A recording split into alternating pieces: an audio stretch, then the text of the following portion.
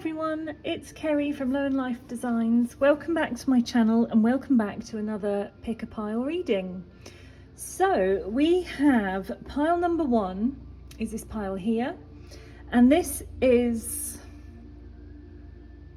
I want to say it's Sunshine Jasper. Look at the state. I can never I can never do one of these without having something weird going on with my nails, or I've got pen on my finger. But anyway, yeah, I'm pretty sure this is Sunshine Jasper, and I absolutely love it. In here you can't actually see very well. Oh, you can a little bit. There's like little crystally shiny bits in there. It's a beautiful, beautiful stone. So that's pile number 1. Pile number 2, look how that looks like it's sticking right up, doesn't it? So this is pile 2. This is moss agate. Sorry, I really should have thought about this before I recorded. Moss agate. And this is pile number 3, and this is moonstone. But I don't think we've got enough light because they're quite shiny. Oh, there we go. We can get a little flash of the moonstone there. So I don't want direct light on the cards because they're quite shiny. Anyway, all these cards are from Taroteka Studio. Okay, so this deck is the Elemental Wisdom Tarot. This deck is the Dark Mansion Tarot. And this deck is their new deck, which is the Slavic Legends Tarot. Okay, so without further ado, if you would like to pick your pile, I shall get on with your reading. Feel free to pause the video, close your eyes, tune in. You know, any things that you usually do in order to pick your pile, do them now. Pause the video if you need to, or by now you may have either been drawn to a particular crystal or a particular pile of cards. Okay, and I will see you for your readings.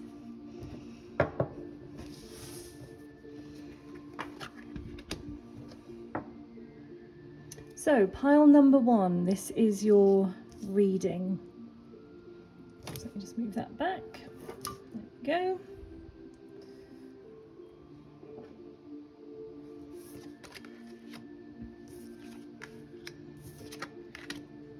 Okay.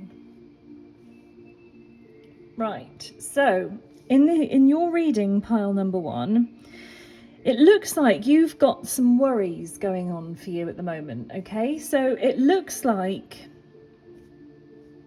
we'll go with this card first. I always like to choose intuitively which card to go first, because as you probably saw, they get a little bit mixed up, the order of them. So to create the story, it makes sense to me to put them in the piles that in the order, sorry, that they should appear in. So the Devil card we'll look at first. Now this card is all about holding yourself back. So see this lady here, she's completely naked. She's bared her soul, she's bared everything. She's being herself, she's being completely honest about the situation, and she feels like she's been bound. And so the Devil card is all about what is going on in your head that is keeping you trapped. You know, you're not really trapped. She could just get up and walk down these stairs. She could get up and walk away, but she's feeling that she's held and she's stuck somewhere. So what is it that is keeping you held and stuck at the moment? Now from this, it looks like it's something to do with your passions, with your soul's calling, if you like. You know, this Judgment card is all about stepping up and being you. There's lots of butterflies here, absolutely loads of little butterflies coming out all over the place here. That's all about transformation. It's all about becoming who you are supposed to be. You know, your angels are with you, they're guiding you forwards. You're not doing any of this by accident. It's all supposed to be happening for you. Now, as I said in this card, that she's naked, she's in the process of becoming this. And that's why, you know, that's why her mind is trying to keep her small and keep her imprisoned almost, because our conscious mind doesn't want us to put ourselves in danger, and it thinks that by staying as you are, staying in your comfort zone, you're going to be protected and you're going to be safe. However, that does not help you reach your the ultimate you, your higher self. So, you have to go through this transformation. You do really need to stop feeling stuck, stop caring what other people are going to think of you. Back to the actual word judgment. Does it matter what other people think of you? Does it matter that you know that you are doing good things and that you know who you are and that you are responsible for your life? Or does it matter what people who are standing back and watching you think? Because that coming up with the Three of Cups. Now, the Three of Cups is such a gorgeous card. I absolutely love it. Every time it comes up, I absolutely love it. And basically what the did I say two? I meant three. If I said two, I mean three. So the Three of Cups is all about those friendships and those connections and those bonds between people. Doesn't have to be friendships, but it's usually friendships rather than family. It's all to do with people that you have known in other lifetimes. So that real soul connection, your soulmates from other lifetimes. Now, when I talk about soulmates, I don't mean in a romantic sense. I literally mean people you have known in other lifetimes, who know your soul, who you recognise when you meet up with them in this lifetime. You may not recognise them from a past lifetime, but when you start talking to them, it feels like you've known them for years and years. So these people have got your back. These people know that this is good for you and that this is not good for you. If you have any friends around you saying, oh no, I wouldn't do that, that's a risk, oh no, don't leap forward, don't take that risk, it may be because they're not maybe the best friends for you to be keeping. It may be jealousy based or comparison based. These people, your Three of Cups people, are your soulmates. They are your ride or dies. They are with you 100%. They back you up regardless. They're the kind of people that hear a rumor about you, and before they even consider checking to see if it's true or not, they automatically stick up for you. So these are the people to surround yourself with. These people that have probably worked with you in past lifetimes, probably doing this kind of work, probably doing what it is that your soul is here to do. So don't let anyone, including yourself, hold you back and keep you playing small, because you've got bigger fish to fry. You've got your soul's mission to fulfill, and these are the people that are going to help you do that. So, very exciting reading for you, pile number one. I hope you have resonated with that. If you would like a more in-depth reading, I've put all my contact details in the links below. And yeah, just reach out or book a session with me, whatever you'd rather do. If you want to have a chat with me first, that's absolutely fine. And yeah, we can look a little bit more into it for you. Okay, loads of love. I hope you have a great day. Bye.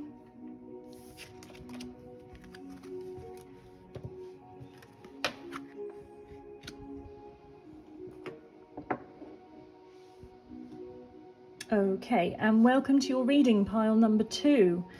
Let's see what the cards have got in store for us today. Okay, so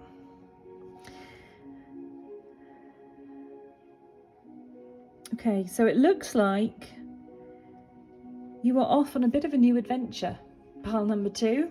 It looks like, so here, I've pulled this card a lot recently, so I hope whoever it's for is watching this reading. So, as you can see, the carriage is coming along here. She's standing here with all her things packed up, and she's jumping up and down, waving, saying, don't forget me. I'm here, I'm waiting for you. I'm ready to start this new adventure. Don't forget to stop for me. Don't forget to pick me up on the way. So it's also worth noticing that actually on these signposts here, nothing is written. The future is ours to write. And I say that all the time. Nothing is set in stone. We cannot possibly know what is coming next. All we can do is look to see the patterns that we're currently living in and that we've formed, that we're not changing, probably are going to continue. If you want to change the way things are for you, you have to actually physically do that. You have to do that. It's no good going and getting a tarot reading from someone and asking what the future holds. Because if what you hear isn't what you want, it's up to you to change that. It's not going to change by you doing nothing. So this person here has understood this. This person here understands that it's time now to make a shift, to change possibly how they've been acting, how they've been behaving, maybe some thoughts, some beliefs that are holding them back. It's time for a change. When you make that change, when you commit to the universe that you're going to make that change, something new is going to pop in for you, pile number 2. Okay, so the 2 of Cups it can often be about romance, but it's certainly about partnership. It's about creating a union of sorts. So as I said, it can be romantic, it can be friendship, it can be a work partnership, it can be any kind of unity.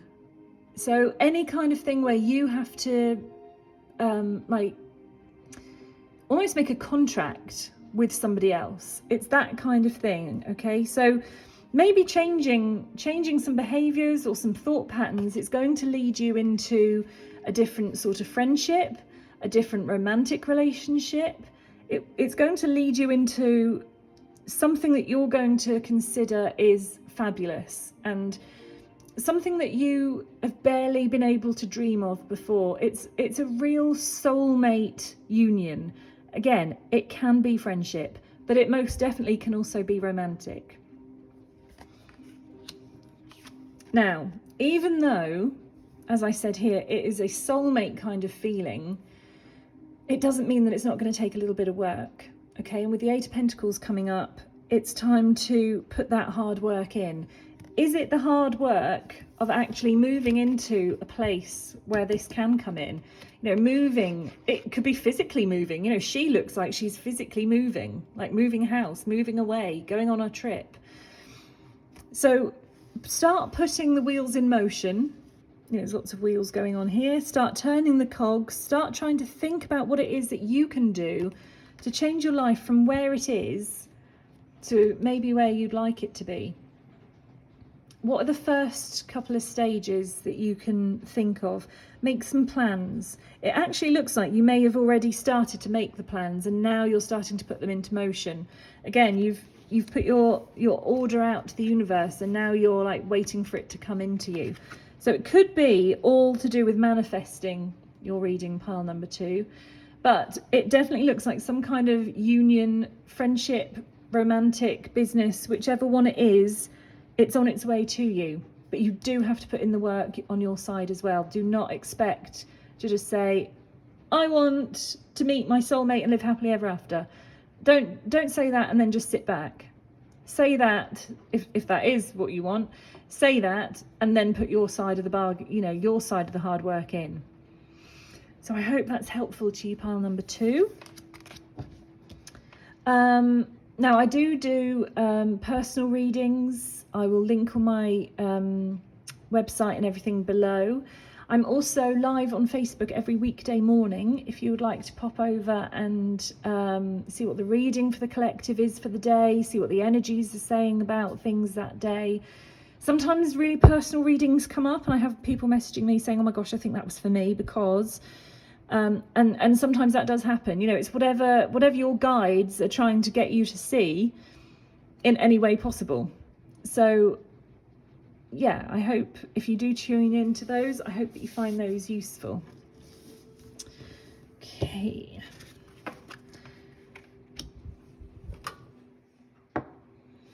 Right, and pile number 3, welcome to your reading.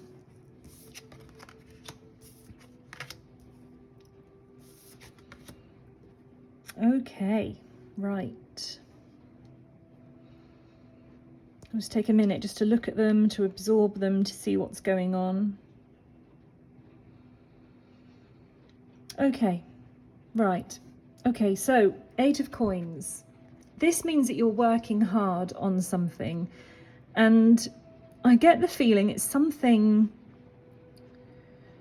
to do with your beliefs or your thoughts. It's something to do with things that have been with you for a while, for a number of years, but you are now starting to adopt new habits, possibly new therapies, new ways of changing those beliefs that may have held you back in the past, may have kept you stuck.